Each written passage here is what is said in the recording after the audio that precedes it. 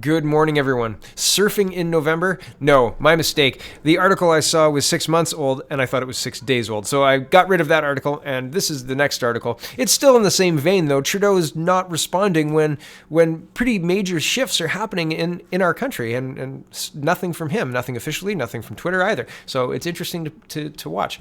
Toronto Sun is reporting, Trudeau fiddles while prairies burn. Justin Trudeau loves standing up for Canadian jobs as long as those jobs are in Quebec or maybe somewhere else in central Canada. When it comes to jobs or companies leaving places like Alberta, Trudeau is silent. Quote, one of the fundamental jobs of any prime minister is to stand up for the public interest, to stand up for Canadian jobs, Trudeau said at a campaign stop in Toronto in September. He had been asked about his actions on the SNC-Lavalin file, a file where the PM went so far as to actually break the ethics law. He was found guilty of breaching the Ethics Act and may still be found guilty of obstruction of justice. It was all worth it to Trudeau because in his mind he was protecting jobs and keeping the head office of a major company in Quebec.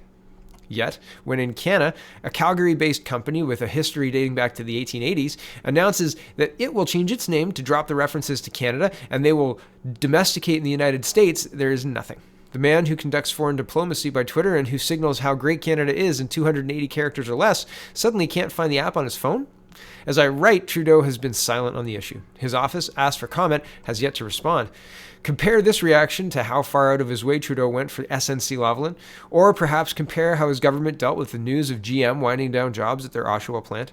Officials in the Ford government tell me they were in contact with the feds almost hourly. The PM and Premier Ford spoke directly. Has Trudeau called Alberta Premier Jason Kenney on this? Not yet, as of November 1st. I don't know from then. Sure, this isn't exactly the same thing, but for Alberta, it is very similar. A major player is leaving for the U.S., and our federal government is all but silent. There have been people claiming this is no big deal, that in Canada was a badly managed company anyway. I think you could say the same thing about SNC-Lavalin. I mean, when you keep getting charged with bribery and the like in this country and elsewhere, I'd say that's a badly managed company. Yes, I agree. So that was all the article, by the way. That wasn't me. But there's a bit more. I will let you read for yourself. The link is in the description. And isn't it interesting? Isn't it interesting to pay attention to what Trudeau pays attention to and what he ignores? Apparently, Alberta, safely ignored. And, well, that strategy didn't really cost him 13 seats.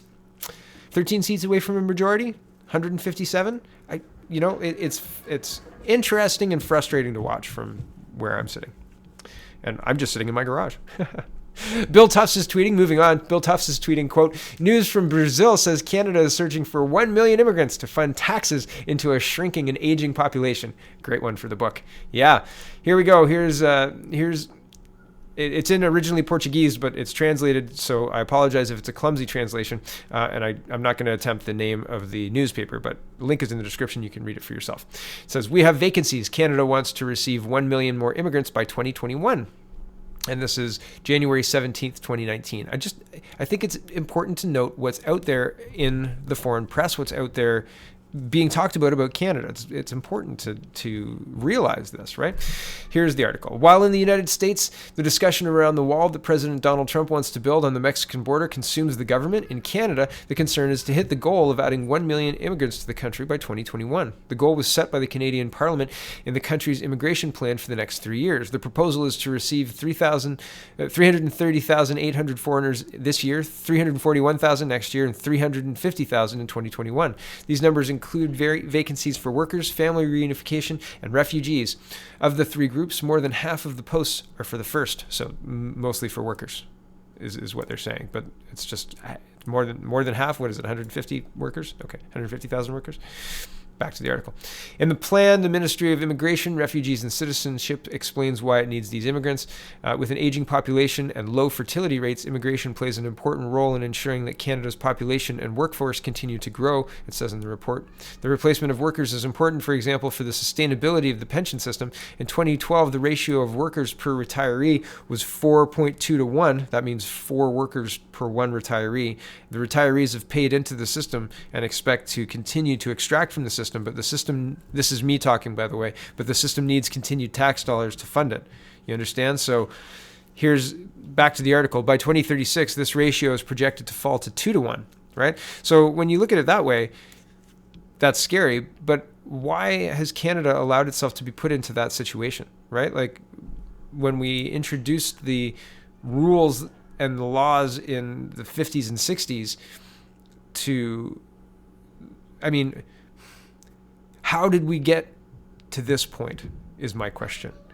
And secondly, I don't think our immigration system will fix this problem because it's woefully inadequate. And so I think that because the powers that be are banking on automation taking the place of a lot of the workers, I think that they'll be banking on taxing those automation solutions. But I haven't yet seen any taxes levied at McDonald's for the kiosks that I can serve myself, nor have I seen any taxes levied at Walmart for their pay for your or check out your own groceries, do it yourself tellers, nor Zayres or Great Canadian Supermarket or any of the other stores that have self-checkouts. I haven't seen that. It seems to me the time to solve that problem would be sooner than later, because later they'll point to now and say, well, we've had robots since then, and you didn't say anything then. Yeah. Inaction breeds continued inaction. And that's why Trudeau continuing in government is concerning, because, well, the inaction on Alberta is going to be continued inaction. And as the business relationships leave, as the connections break down, as the Trump rhetoric intensifies, I mean, the United States is making a ton of money off our oil companies, our oil that we sell to them at a discount. Trump loves it. He doesn't care. He's a businessman, and he sees this as completely business, and he sees this as getting a good quality product for cheap. Thanks, Canada. I mean, you can hate him all you want, but if you're giving him millions of dollars, how much can you hate the guy? Just seems crazy, right? So, automation on the horizon. Will we tax it? Jobs leaving the country? Does it matter? Apparently not to Trudeau. Thanks for watching. This one's a little bit messy, but I wanted to make sure you understood that I knew that Trudeau wasn't surfing in November. Thanks for watching, everybody. Have a wonderful, wonderful day.